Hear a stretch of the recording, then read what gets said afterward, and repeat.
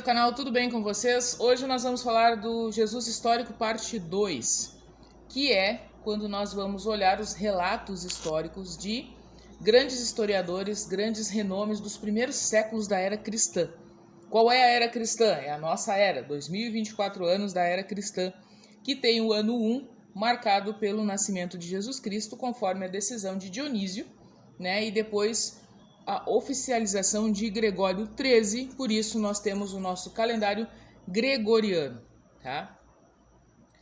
No vídeo passado nós falamos que as Sagradas Escrituras, a Bíblia Católica, ela nos dá indícios históricos de personagens existentes dentro da estrutura da organização da humanidade. Por exemplo, né, só para a gente juntar, Pilatos governa a Judéia do ano 26 ao 36 depois de Cristo e ele julga Jesus Cristo e o manda crucificar.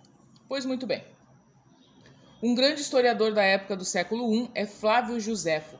Flávio Josefo, ele cita Jesus Cristo, ele fala sobre Jesus Cristo nos seus escritos, tá? Então ele é um historiador que tem contato com a história de Jesus Cristo, fala sobre ele, escreve sobre ele, sobre os cristãos, e nos dá então um embasamento histórico da realidade de Jesus Cristo, tá? Ele resistiu, ele gerou, concebeu uma nova religião e seguidores com o nome de cristãos por ser o Cristo, tá? Outro grande escritor é Tácito, tá? Tácito fala nas suas escrituras, no ano 115 depois de Cristo, ele fala que Cristo foi executado. Ele fala nos cristãos e fala no Cristo que foi executado, tá? Se tem uma ideia que Cristo foi executado no ano 33, morreu com 33 anos, foi executado, né? Foi morto no ano 33, que é o que a Igreja Católica celebra todos os anos na Sexta-feira Santa, Sexta-feira da Paixão, tá? A crucificação. Há indícios históricos e arqueológicos das crucificações, isso sim, porque a gente ainda tem essas crucificações, tá? Quando vocês olharem reportagens na Semana Santa, vai aparecer em Jerusalém, em Israel, gente se crucificando para a remissão dos pecados, gente se autoflagelando para a remissão dos pecados, e isso ainda acontece, isso faz parte da realidade da religião, tá? É uma geral? Não, não é uma geral, é específico, são pontos específicos. Mas indícios arqueológicos das crucificações da época, sim, esses nós temos, certo? Então, se a gente for juntando como um grande quebra-cabeça, é claro que a gente vai terminar essa trilogia dizendo sim, Jesus Cristo existiu, ele é o filho de Maria, a Virgem Maria, um dogma da igreja, é filho de José, o carpinteiro, aprendeu a ser carpinteiro com o pai, exercia essa profissão. Nós podemos ver um relance disso naquele filme Paixão de Cristo, do Mel Gibson, tá? Que ele aparece fazendo uma mesa.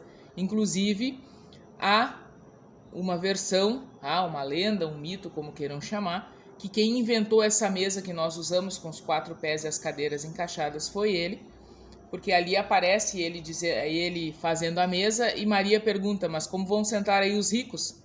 Se a mesa é alta, eles tinham o costume de comer em mesas baixas ou no próprio chão. E aí ele explica que vai fazer uma cadeira. Então aparece isso no Mel Gibson. Isso nós chamamos de evangelhos apócrifos, tá? Que são os evangelhos, não reconhecidos pela igreja. Então eles são chamados de apócrifos, fora da doutrina. Tá? Existem muitas histórias fora da doutrina e o Mel Gibson se alimenta das duas partes, da doutrina e do apócrifo, né? O que é fora da doutrina. Mas enfim, é só um parênteses aqui para a gente poder compreender que o homem carpinteiro, né, da época, nunca casou, não gerou família, não tinha irmãos. Se vocês forem em uma missa ou lerem as escrituras e aparecer assim, Tiago, irmão de Jesus. O irmão aqui é o primo, tá?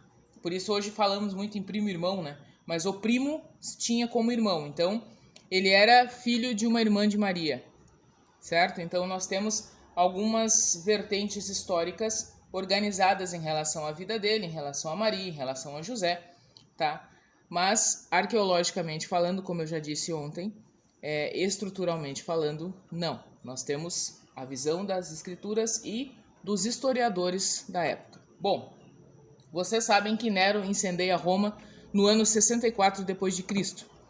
E no auge da sua loucura, ele grita, duas coisas importantes que é relatado pelos historiadores da época. Primeiro, ele disse que queria matar os cristãos. E como é que ele ia fazer isso? Incendiando Roma. Ele reiniciaria a cidade, porque os cristãos já tinham chego lá, certo? São os primeiros anos do cristianismo, são só 31 anos depois que Jesus morreu. Então, é o início de uma nova religião. Ela começa a se expandir por conta dos 12 apóstolos, tá? Ela vai e ela começa a se expandir de tal maneira porque todo mundo ouve a doutrina de Jesus Cristo, todo mundo ouve a boa nova, como ele dizia, do reino, e aí isso vai ganhando espaço e as autoridades da época vão enlouquecendo com isso, porque como assim? O homem morre, dizem que ressuscita e aí a igreja se expande dessa forma, tá? Por conta disso ele incendeia Roma, então ele diz assim, vim matar os cristãos, eu quero matar os cristãos, eu quero dar fim nos cristãos. Bom, se nós temos cristãos no ano 64 depois de Cristo, nós temos o Cristo que dá o início aos cristãos, tá? A era cristã. Nero então diz, que quer incendiar Roma para reiniciar de novo a cidade, é como um reset, em Roma, e aí ele também quer matar os cristãos. A perseguição dos cristãos ela é muito acentuada e ela aparece em várias partes dentro da história. A história oficial de Roma, a história oficial dos apóstolos, há os indícios, aos restos mortais, aos indícios dos apóstolos por aí, de acordo com o que a história vai descobrindo.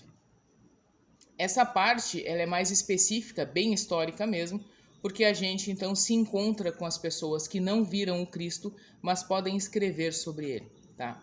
Os 4 evangelhos, o livro Atos dos Apóstolos, as cartas de São Paulo e de São Pedro, elas relatam sobre os acontecimentos da vida de Jesus, que nós temos os lugares físicos disso, demarcados pela própria igreja.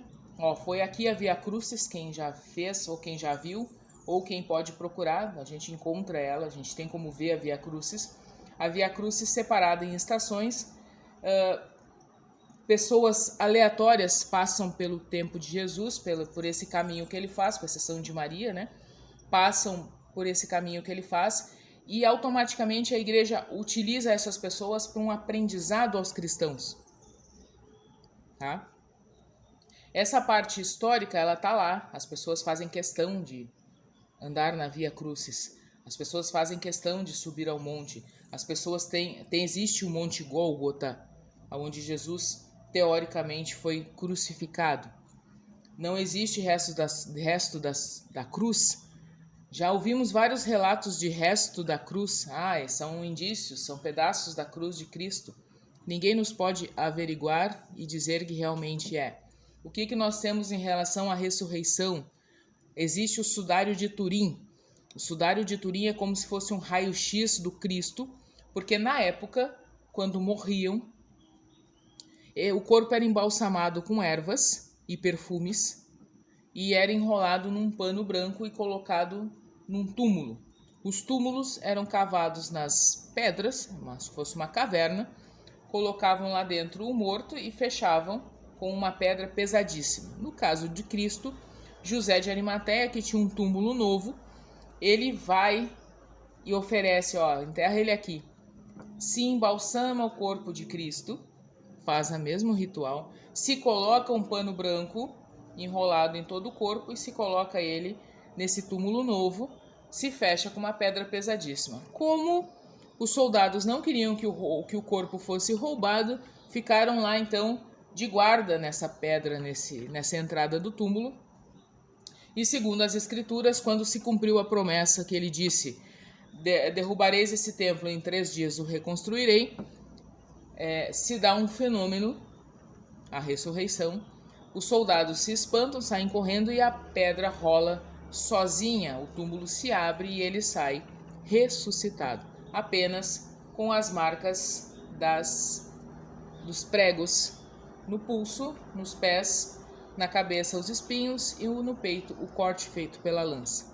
Quem não conhece a história da crucificação pode assistir um filme, pode ler um livro, ou em algum momento a gente faz um vídeo sobre isso, falando aí na parte religiosa, né?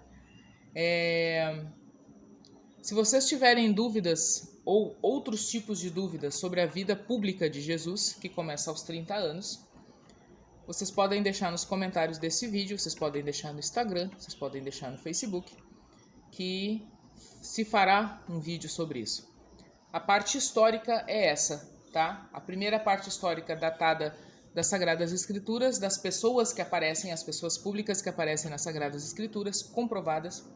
Hoje nós falamos dos historiadores, principalmente Flávio Josefo e Tácito, tá? E Nero, que cita os cristãos quando incendeia Roma, tá? Então nós temos essas pessoas que escrevem sobre, então elas nos dão a certeza da existência de Jesus Cristo. Amanhã nós vamos falar sobre o legado. Por que é tão importante? Por que ele é tão fundamental dentro da história? Por que ele é tão falado, discutido, pesquisado? Por que ele precisa ser comprovado? Porque a gente duvida, às vezes, cientificamente falando, que existiu. E na fé, com certeza, existiu para todo mundo que é cristão e que crê no Jesus, que depois é o Cristo, porque se imola como cordeiro. Então, amanhã nós seguimos o terceiro dia do Cristo histórico e o seu legado. Até amanhã.